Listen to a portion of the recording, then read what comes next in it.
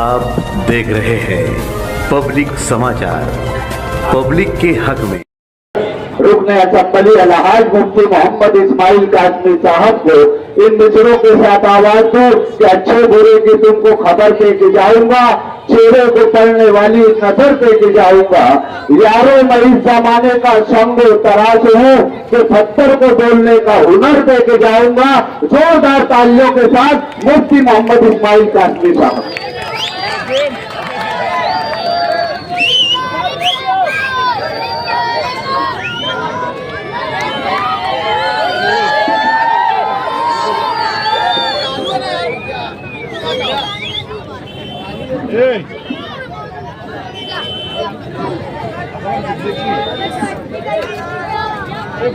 बिस्मिल्लाहिर्रहमानिर्रहीम।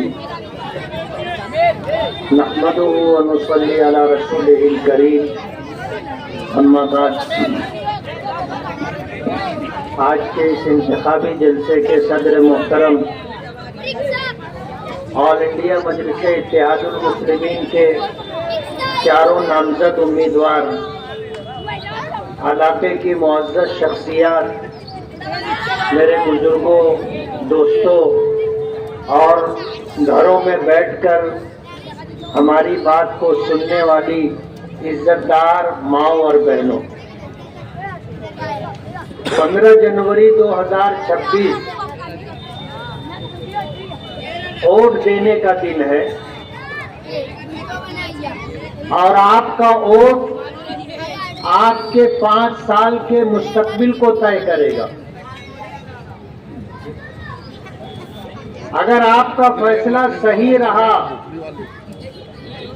तो आपका एक वोट 5 साल आपको काम आएगा, और अगर आपने फैसला करने में कोताही की और चंद रुपयों के बदले अगर आपने अपने वोटों का सौदा कर लिया तो 5 साल आपका बर्बाद हो जाएगा। आपके वार्ड में हमारे सामने जो मुखालिफ पार्टी है उसके जो 4 उम्मीदवार हैं, सुल्तान नाटिया को छोड़ करके बाकी 3 उड़न खटोले से आए।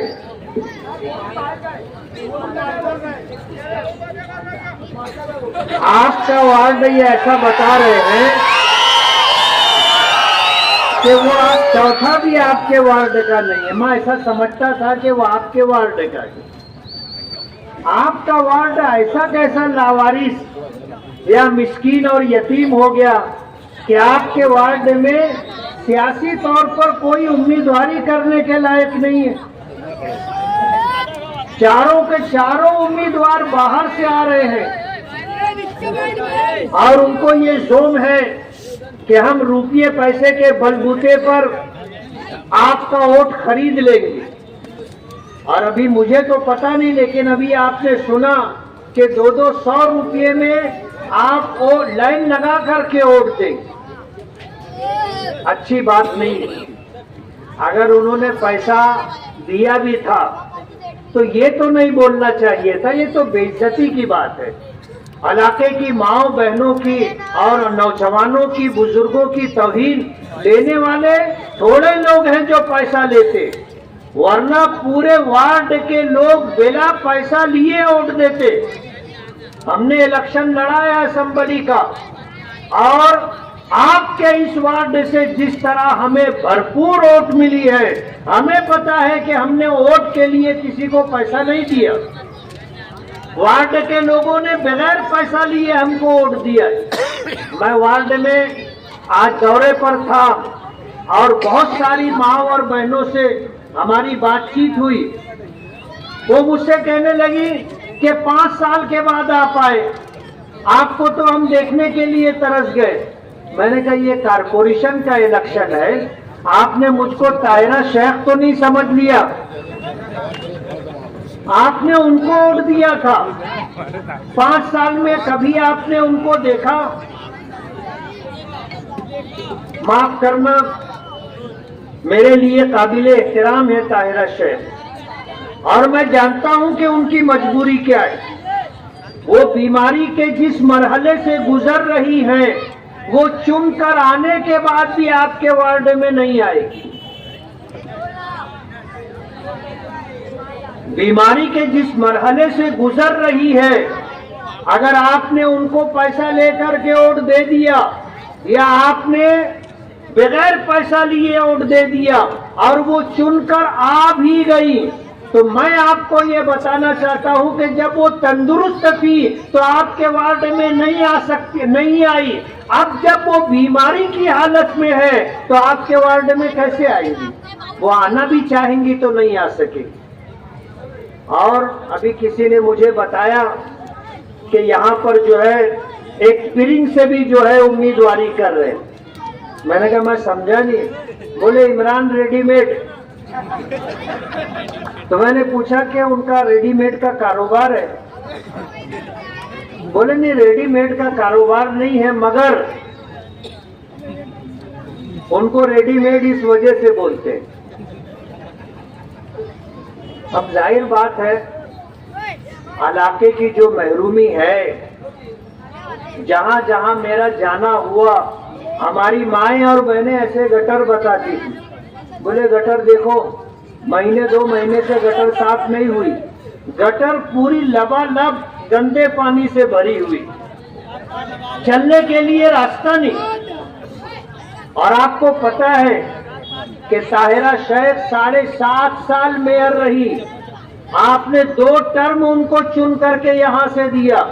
ये मेयर का वार्ड है और एक मेयर कारपोरेशन के 1200 करोड़ रुपए का फंड जो कारपोरेशन की कमाई और आमदनी है, और गरीब आवाम, मेहनत कश आवाम अपने खून पसीने की कमाई से टैक्स देती है जो कारपोरेशन में जमा होता है।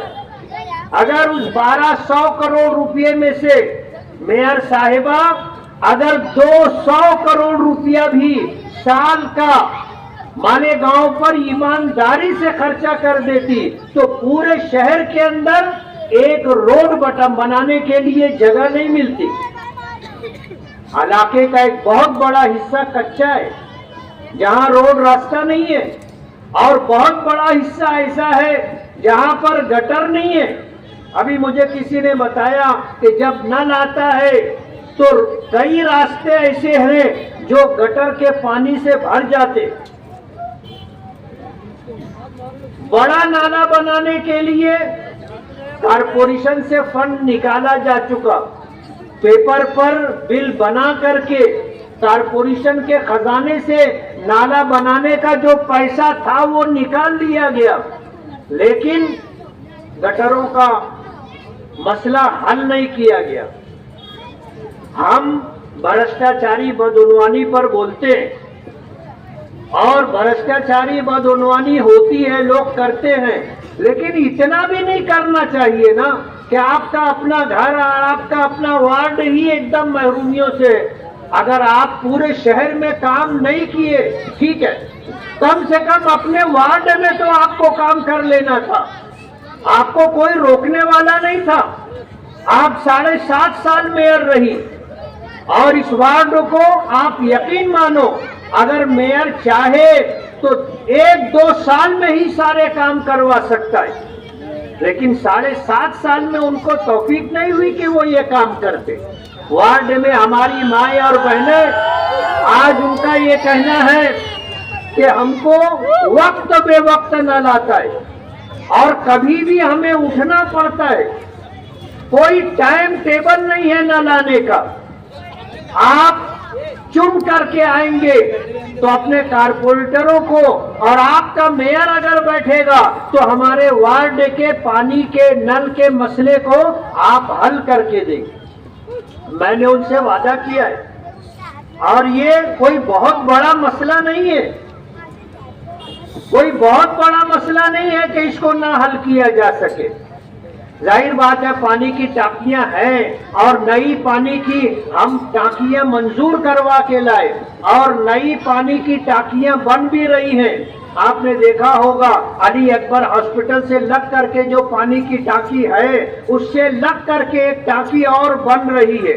ऐसे शहर में 6 पानी की टांकियां बनेंगी और इंशाअल्लाह चंद महीनों में अगर ये टांकियां बन गई तो इंशाअल्लाह लोगों के जो ये वक्त बेवक्त पानी आने का मसला है, हम इंशाअल्लाह हल करके देंगे। और ये पानी की टांकियां हम मंजूर करवा के लाए। आज जिस रोड पर हम बैठे हैं, ताहिरा शेख ने अपने मेयर रहने के दौर में नहीं बनाया। जब उनका टर्म पूरा हो गया उसके बाद अभी ये रोड बना है, प्रशासक राज में बना है और अभी ये बाजू का रोड बन रहा है। मैं दिन में आया, मैंने काम देखा कि किस तरह का काम है। मैं ठेकेदार से कहना चाहूंगा कि आप बिल तो पूरा लेंगे ना, ऐसा तो नहीं है कि आप बिल कम निकालेंगे। जब आप टेंडर के मुताबिक पूरा बिल लेंगे तो काम भी टेंडर और एस्टीमेट के मुताबिक करना चाहिए। कितना इंची काम हो रहा है आप देख सकते हो। मैं ठेकेदार से कहना चाहूंगा कि एस्टीमेट के मुताबिक आप काम कीजिए। रोड बनेगा तो टिकाऊ रहना चाहिए। आज आरसीसी का रोड बना है तो 15-20 साल देखने की नौबत नहीं आनी चाहिए। आपको क्वालिटी के अंदर रोड बना करके देना है। आप कोई अपने घर से पैसा ला करके नहीं बना रहे, ये सरकार का पैसा है, कारपोरेशन का पैसा है। आपको ईमानदारी से क्वालिटी के अंदर काम करके देना चाहिए। ये मेयर का वार्ड है, मेयर साहिबा हुडको में रहती है, उनके साहबजादे इमरान हुडको में रहते हैं। आपका दुख दर्द तो कौन देखेगा? दूसरे वार्डों के उम्मीदवार दिए, क्या हमारे इस वार्ड में कोई नौजवान नहीं है, कोई सियासी सूझबूझ रखने वाला शख्स नहीं है?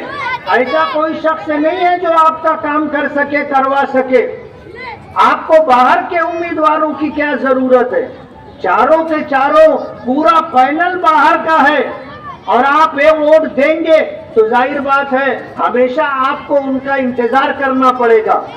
आज जब हमने वार्ड के उम्मीदवार दिए हैं तो वार्ड के उम्मीदवारों को कामयाब करके देना आपकी जिम्मेदारी है। आज 15 जनवरी को आप वोट दोगे, वोट देने में कितना समय लगता है आपको पता है। आप अपना भविष्य, अपने बच्चों का मुस्तकबिल और उनका भविष्य देख करके आप वोट दो, वार्ड के लोगों को वोट दो। कम से कम आप अगर ये काम नहीं करेंगे तो इनके घर पर जा तो सकते हो।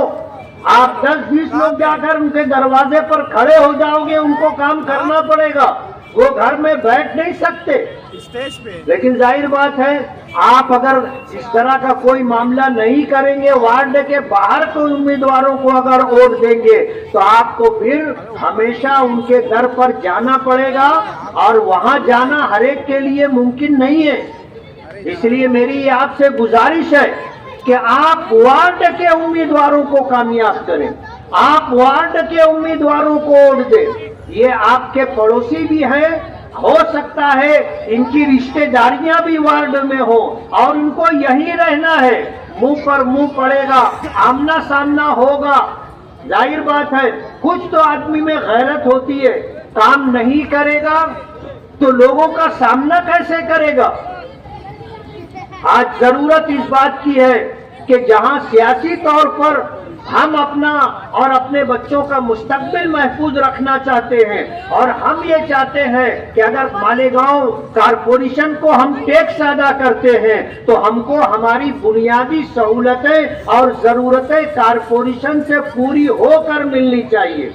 रोड बनकर मिलना चाहिए, गंदे पानी के निकासी के लिए गटर और नाले बंद करके मिलना चाहिए और पीने का पानी हमें मिलना चाहिए, जरूरत का पानी मिलना चाहिए। आज मैं घूम रहा था, हमारी चंद बहनें खड़ी हो गई और उन्होंने बहुत इसरार के साथ ये बात की कि हमको पानी की बहुत तकलीफ है, पता नहीं नल यहाँ पाइप कब डाला जाएगा और कब नल आएगा, आप बोरिंग करवा करके दो। मैंने उनसे वादा किया कि मैं आपको बोरिंग करवा करके दूंगा, कारपोरेशन से हो ना हो, एमएलए फंड से हो ना हो, लेकिन मैं आपसे वादा करता हूं कि मैं आपको वह बोरिंग करवा के दूंगा। हमारे साथ जो चारों कारपोरेटर थे उस इलाके को जानते हैं। ये कोई बहुत बड़ा मसला नहीं है, आदमी 50,000 रुपया खर्च करेगा, हमारी माँ और बहनों की पानी की तकलीफ खत्म हो जाएगी।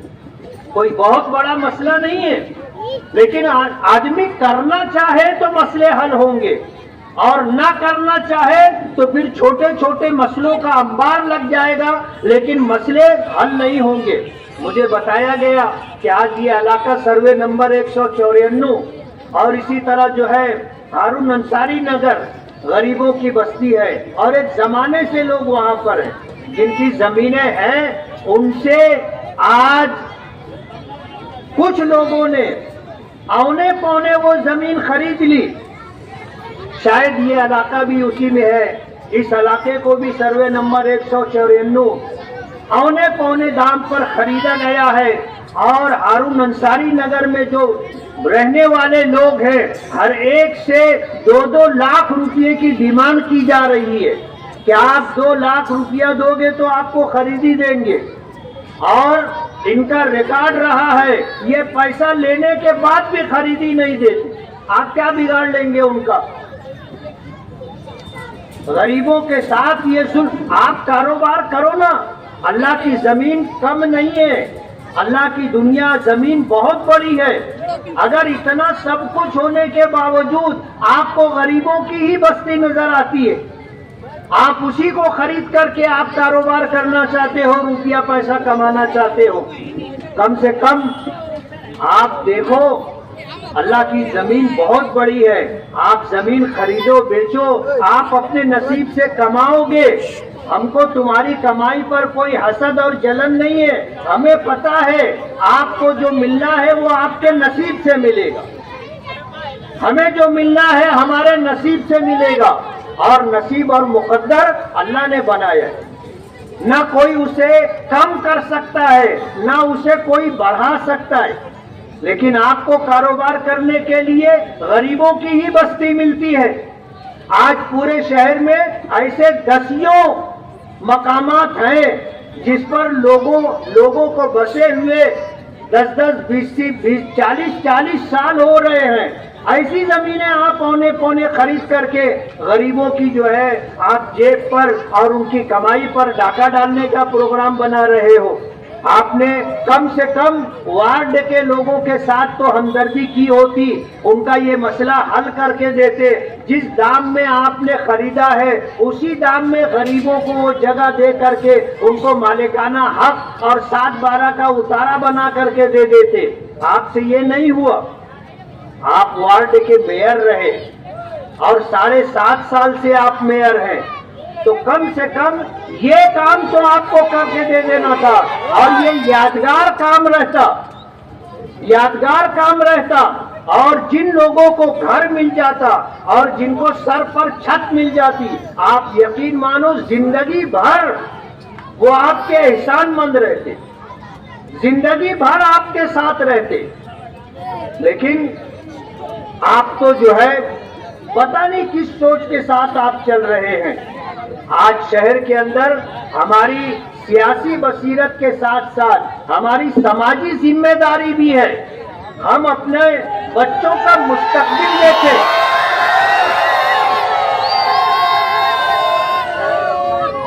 बेटा शोर करने की जरूरत नहीं है, मैं समझ रहा हूं क्यों शोर कर रहे हो तुम लोग, अच्छी बात नहीं। आप सुनने के लिए आए हो, खामोशी के साथ सुनिए।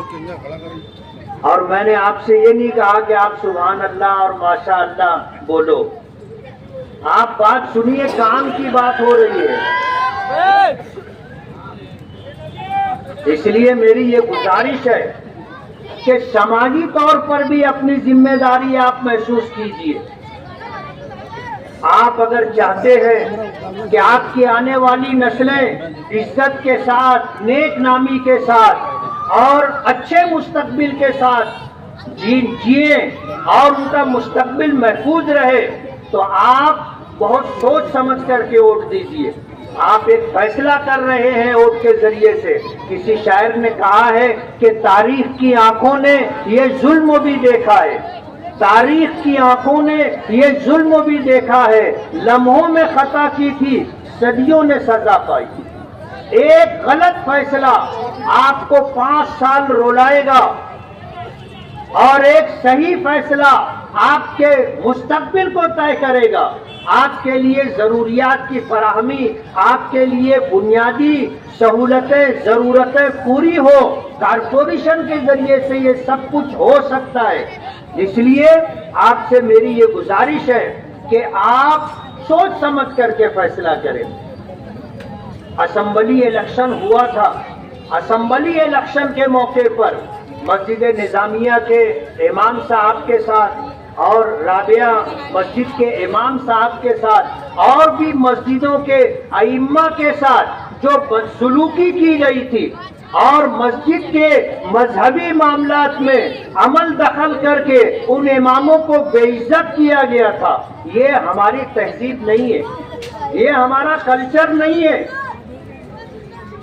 मैं अगर एक मस्जिद का इमाम हूं तो आपका सियासी इख्तिलाफ मुझसे है, तमाम मस्जिदों के इमाम से नहीं है कि आप उनको जो है उनकी बेइज्जती करें और फिर उनके ऊपर आप दादागिरी और गुंडागर्दी करें। अच्छी बात नहीं है। हमारे शहर की ये तहजीब नहीं रही, हमारे शहर का ये कल्चर नहीं रहा। अल्लाह मग़फ़िरत फरमाए मरहूम शेख रशीद साहब की, उन्होंने कहा था मुझको इमामों से घिन आती है, कहने के लिए उन्होंने कह दिया, लेकिन ये बात भुलाई नहीं जाएगी। जब कभी इमामों की बात होगी इस बात को लोग याद करेंगे। आपको इमामों से क्यों घिन आती है? इमामों ने आपका क्या बिगाड़ा? आप इस तरह की बात करते हैं। ये वो लोग हैं जो मस्जिदों में इमामत करते हैं, हमारी नमाजें सही तरीके से अदा हो और अल्लाह की बारगाह में मकबूल हो। ये इमाम किराम, हम कहते हैं पीछे इस इमाम के, आप उन इमामों की तौहीन करते हो, उनकी बेइज्जती करते हो, अच्छी बात नहीं है। आप अपने बच्चों को क्या सबक दे रहे हो? अपने बच्चों को क्या पैगाम दे रहे हो? आज जरूरत इस बात की है कि 15 जनवरी जब इलेक्शन का दिन आएगा, आपको तय करना है कि आपका मुस्तकबिल कैसा हो और आपका वोट ही इस बात को तय करेगा। हमने वार्ड के 4 उम्मीदवारों को ऑल इंडिया मजलिसे इत्तेहादुल मुस्लिमीन की तरफ से उम्मीदवारी दी है, जिसमें महजबीन रफीक इसके है, तहसीना नाजिम खालू है, इफ्तिखार दादा और हाजी अब्दुल माजिद यूनुस ईसा, हमने इनको उम्मीदवारी दी है। अब्दुल माजिद यूनुस ईसा आपके वार्ड से लग करके, बाजू का वार्ड है, यहाँ पर हमको जैसा उम्मीदवार मिलना चाहिए था हमने बहुत कोशिश की, माजी में भी कोशिश की। पिछली मर्तबा यहाँ से अब्दुल मालिक यूनुस ईसा ने उम्मीदवारी की थी, इस मर्तबा उनके भाई हाजी अब्दुल माजिद ने उम्मीदवारी की है। आपके वार्ड के ये उम्मीदवार हैं, आपसे मेरी ये गुजारिश है कि आप अपना कीमती वोट इन वार्ड के उम्मीदवारों को दें और ऑल इंडिया मजलिसे इत्तेहादुल मुस्लिमीन के नुमाइंदों को आप कामयाब करें। पतंग की निशानी, चारों वोट पतंग की निशानी पर दे करके मजलिसे इत्तेहादुल मुस्लिमीन MIM के उम्मीदवारों को आप कामयाब करें।